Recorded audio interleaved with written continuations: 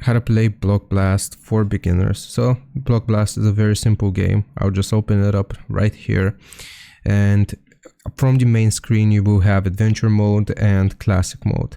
If you select adventure mode, it is going to show you which level you are currently on, and if you click on level 1, it's going to make you compete here, and you will begin with blocks, and you just gotta fill out as many as you can, and if you manage to reach the score here at the top, then you will progress to the next level.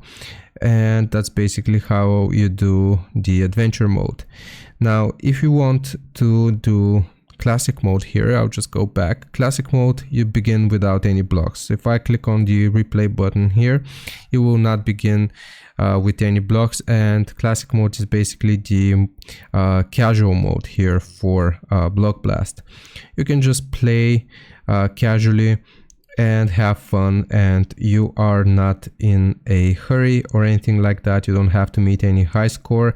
However, your high score, the one that you've reached at most, will be displayed here in the top left corner. So that's basically how you play. I hope this helps. Leave a like and sub. I'll see you next time.